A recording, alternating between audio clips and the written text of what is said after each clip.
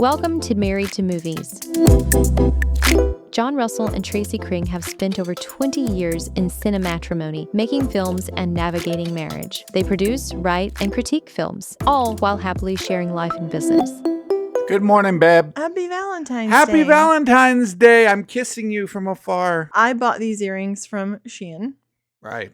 Where all good earrings come from. I got them for myself when your mom was dying. Then I used them on Wheelie Kids. All kinds of negative memories. I came back from that shoot and I gave them to my niece, Izzy. Okay. And I forgot that part. Right. I thought that the actress had taken them. At Christmas, Izzy showed up and was wearing these. Wearing them, yes. And I said, "Where did you get those earrings?" And she said, "You gave them to me. I love them." And I was like, that was a mistake. I should not have done that. I should not have given you those. I've thought of these earrings so many times. Really? And wished I had them again. Her father, my brother-in-law, Jared, had my name for Christmas. And he bought them from Izzy to give to me for Christmas. These only cost like 70 cents. Exactly. And she probably made a big profit. She probably made like Elon Musk kind of profit on I'll give you those 20 earrings. bucks. Yeah, exactly. I was telling my friend, I don't have a shopping problem. Oh. I have a shopping cart problem. There's a satisfaction in putting something in your shopping cart. I have filled my shopping cart in the Shein app to the point where it says you can no longer put things in your shopping cart. Wow. Really? Yeah. I didn't even know that was a thing. I didn't either. Because, like, there's always if you want to really fuck with somebody's website, you go and put, like, 10,000 of their mugs in the shopping cart, you know? Okay. It, like, messes with them. Right. Somehow. That's, like, whenever, you know. Like, if we wanted to, like, order, like, a bunch of Turning Point USA t-shirts or something. Yeah, but you just go and put, like, 20,000 in your cart and leave them there.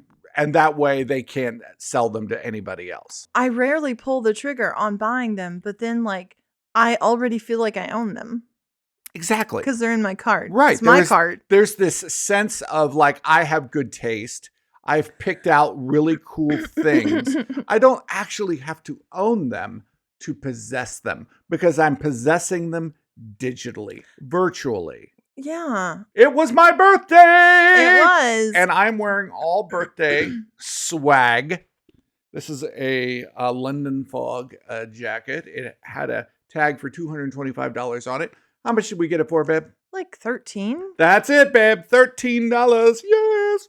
And this was given to me by my friend Janet. We went to couple of the thrift stores in Paterson, New Jersey. Paterson. Oh, thank God for Paterson. We have two major things about Paterson, New Jersey.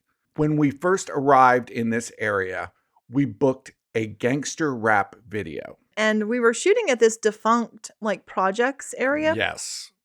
But it was starting to get dark and the rapper turns to us and says, "Yeah, we got to get out of here.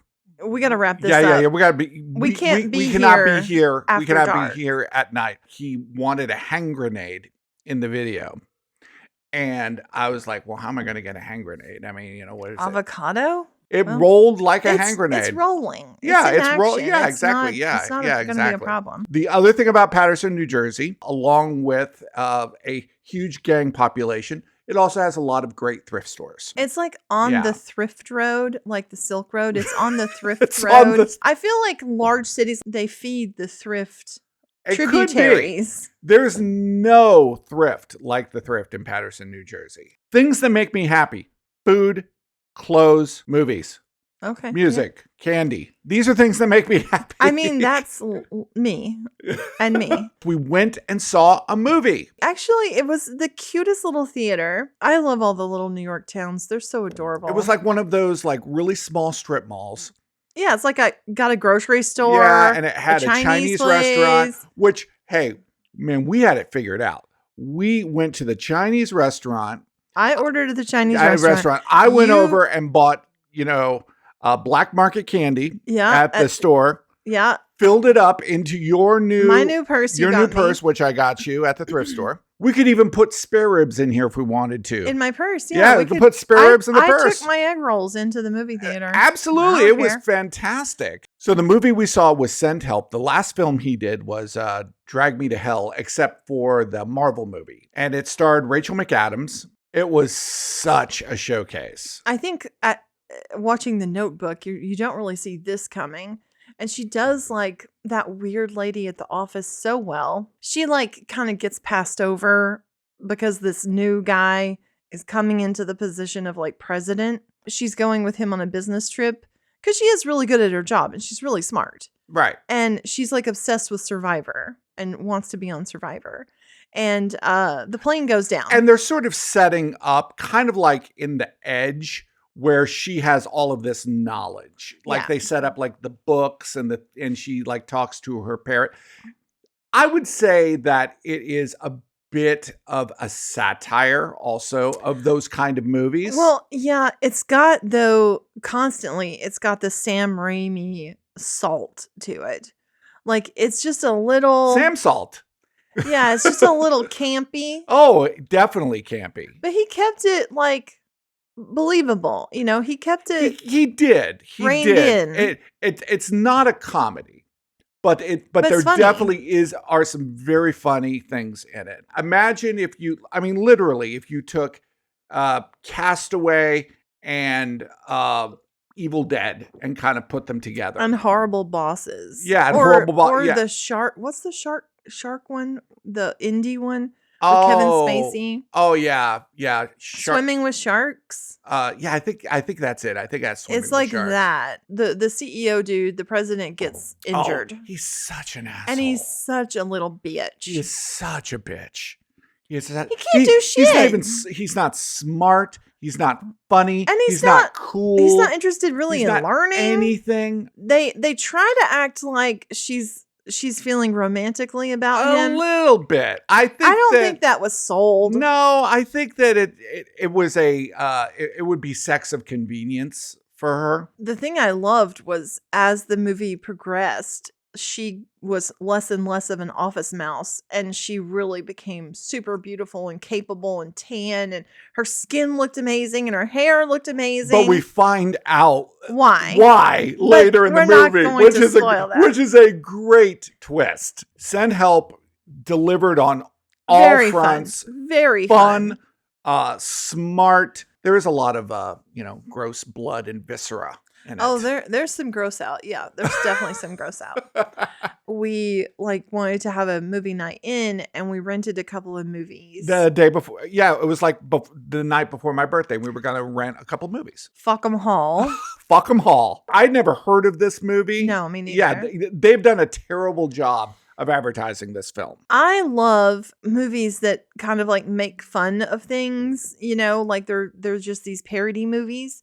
And Fuck 'em Hall is making fun of all of the British TV series and movies, yes. Right? All of the proper Victorian Downton Abbey, Upstairs, Agatha Downstairs. Christie's, all of that. Yeah, all of that sort of very buttoned down and it's British. It's got the dude from Billions. It had some really good laugh out loud moments. It did. On the sign, it said "Fuck 'em Hall, Incest Infinitum." And there were a lot of jokes about having sex with your cousins or marrying your cousins. Well, one of the things that was hysterical was the Bechdel sisters. They were like, "That's oh so my funny. God, he's so beautiful. I wish he would marry me," you know.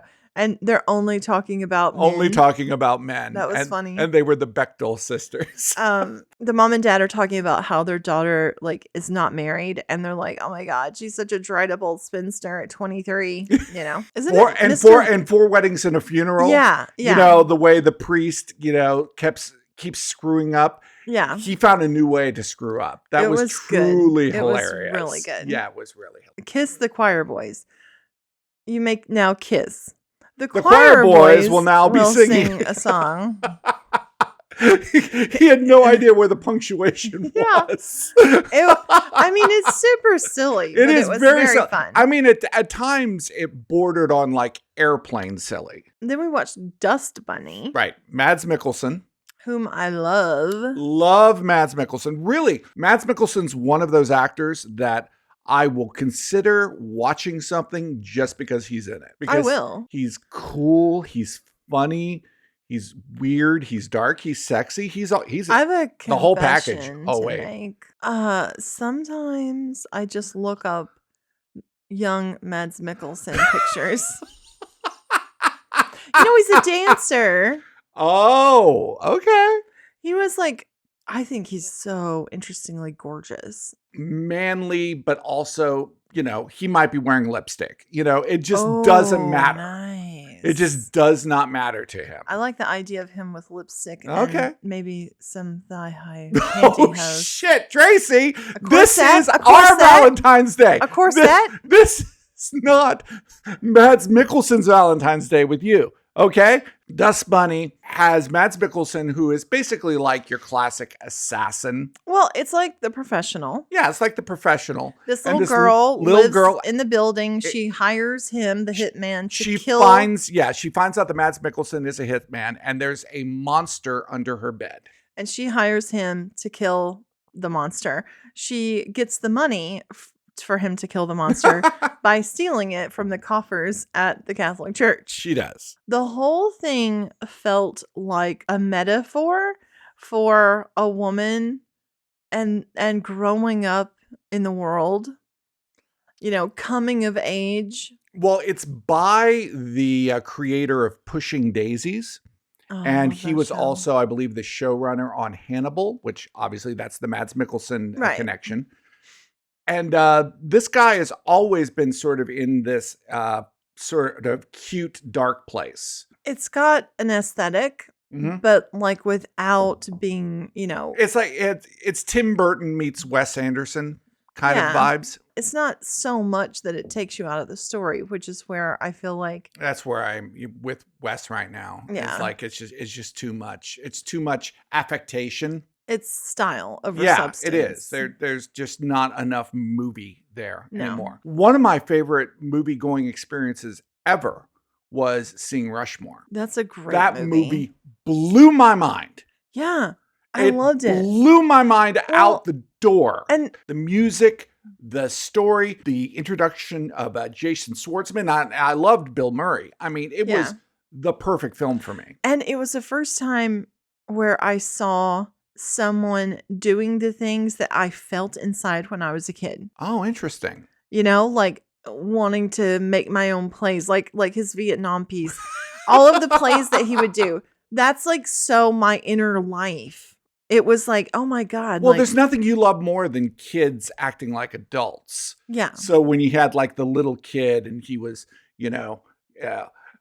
talking about, killing Charlie and stuff, and he was like, 8 years old, that was hilarious. Yeah, but like that's how I felt inside. And when I was just like, I love that movie because Oh. it captures that. The Fabulous Mr. Fox. Oh my God. I That's a love brilliant that. movie. That's I a love brilliant that. movie. Getting back to Dust Bunny, also Sigourney Weaver. She was really cool. She was really cool in it. She was kind of playing that classic in The Professional. It was Danny Aiello who Mhm. played the character who's kind of like the handler of the Who assassin. takes this? Yeah, and Right. is The Professional the one with Gary Oldman? where Yes. he does the thing with this crunching the pill. Right. Yeah. No, I think that other guy actually does crunch a pill in this. Oh, really? Yeah, just kind of as a nod to The Professional. But like, It's the guy from Late Night with the Devil. I don't know his name. oh but yeah, that guy. yeah, that guy. Kind of interesting. He weird is. looking He is guy. kind of a really I interesting. feel like he actor. would have been in Yeah. the Harry Potter movies if they were being made I now. agree. I think he would. He could have been Snape He would have been great in there. Oh, he would have been a great Snape. Yeah. I absolutely agree. if they ever remake those movies. Well, they are remaking them. They're remaking them as a series. Oh, HBO is interesting. remaking this it as a series right now. Okay. I mean, I think there's a lot. There's a lot there in the books that wasn't explored. I got a frantic text from someone that I work with occasionally. This client, they need this animation and edit done for a video that they're pitching at this to do at this trade. It was a trade show thing. It's an insurance company. This is the glamour of being a filmmaker that I mean, I don't know what I'm going to work on necessarily. No. And it's not always going to be film. No, and it's always going to be like multiple things at the same time. And kind of like after I said, okay, he said, and it's like due tomorrow. And you do the work, and then they say, oh, you can't use those images that we said you could use. Well, they said they had a subscription to a stock footage company, right? And they had given me all the references. Right. So you are using that stock footage company. Well, that makes total sense. I used a few that they wanted, but then I filled it in searching for stock on the site myself. Which you've been known as the master of that. I mean, I'll work really hard to find something that is fitting. And that in itself is a job. That's a job. No, it's a job. There are people that's the only job that they do. Yeah, that's a person's job. They find that, stock footage. Then they say, oh, by the way, we don't have the license we to don't use have that license. any of that. I told my client, look, we're not going to find replacements for this, but you could subscribe to it. And it was a lot to subscribe to. And I don't know the budget side of things, how that went, but he subscribed so that we could get the stuff we needed. And I appreciated that you didn't just take on all the burden yourself and go, oh, well, fine, I'll just go find more footage, And instead you were like, look, I've done my part. Now you've got to do your part. Yeah, you have to support me. You have to support me. If you want this job done in the time frame that you said you wanted it done, at the price that you said you wanted it done, then you're going to have to pony up. We had to do our own voiceover. There wasn't even time to hire a voiceover person and get it approved. That is kind of cool, the way that you can just talk it in and then AI will change the voice. So I talked in the voiceover and we thought if we did that, we would have more control over it rather than just go straight AI voice. Right. And it's not that I support this. This was a last ditch kind of thing. Now you can actually train AI to be you. And you could train it with your own voice. So then you're just texting in whatever you need to say in a voiceover and it's your voice. And that's how all these AIs are working. They originally were a person. I talk it in, send it to him because he had the subscription to do this technology thing. He translates it from audio and revoices it. And then the client listens to it and says, could we get a style of the voice that has less accent? What kind of accent was it? They were picking up on my southern accent. They're picking up. Were you talking like this? No. Were you talking about corn pone and hay straws, Tracy? I was really trying not to have Tracy? an accent. Tracy, you're talking about corn pone and hay straws? They are a company based on the East Coast. They're from the Northeast. Okay. And I don't get away with shit with these people. I get you. They smell it on me like hog jaw and collard greens. That's right. I can think, oh, wow, I don't have an accent at all right now. And I'll walk up to a person and go, hi, and they're like, where are you from? Because I just always feel like they immediately want to know, are you a racist bigot? Well, are you a Christian freak? That is a problem. And I'm just like, I'm from Tennessee. Yeah. I never get away with it. And even in a computerized voiceover where I thought I had absolutely no accent, I had an accent. Boom. And they said it's too much accent. So we just had AI do the reading itself. And it was fine. Honestly, if I had hired someone, I would have been done in 10 minutes. Right. But we didn't have the time. I had to spend hours on it. Right. But we didn't have the time. Yeah. I don't really support the use of this technology, but I had to. I think the technology is as long as it's used as technology, as something to augment what already exists and to make it better, then that's fine. Well, it's very possible the next time you're in a medium to high budget hotel chain in the Midwest that you might see on a loop at the hotel a commercial that I made. There were a couple of movies that you really watched that I was busy and wasn't really watching. I don't get this. Decision to Leave. I don't understand this. It's like you say, okay, let's watch this movie. Mhm. And then apparently somewhere in like, I look over and you're just like, I mean, you're always doing something else while you're watching the movie, but I can tell you're not even connected to the film at all. Yeah, Decision to Leave was the Park Chan-wook, I think is the way you pronounce his name. Old boy. He did, I don't remember. What was it sympathy. about? It was the one about the detective, and he was trying to solve the murder, and then he fell in love with the suspect. And Wow. yeah, it was No that. clue. Oh, No clue. what are you? And then It was on for like 3 hours. I'm glad I didn't waste all that time on it. Predator Badlands. Okay, so I With was Fanning. enjoying that. Then we got to Elle Fanning, and it just wasn't anything new there. What do you mean there wasn't anything new? I was like, oh god, The Predator, she's and he's like going to another in- no, planet. that was new. I'm talking about when we got to the android character. What? The android character wasn't Well, interesting to you? No, I didn't like her Why? at all. Why didn't you like her? I didn't like her. She was like super annoying. She was very innocent, and she very much fell into that idea of What's it called? Wayland Utani. Yeah, Wayland Utani. The very helpful, very pleasant, Always very bad. positive. Always bad. She wasn't bad though. I just felt like she was not nearly as good and as grounded in being like a synthetic as people in the past have been with the milky. Lance Henriksen. Are you kidding me? Yeah, he's great. He's so good. I liked the interplay because I am curious about like how do these predators live? Like they are an indigenous people, Yes. and they're living as such, but And they have to go prove themselves. And in this case, this Vision Quest vibe, right. You have to go and kill your prey so that you can receive your invisibility It's like, yeah. technology. Right.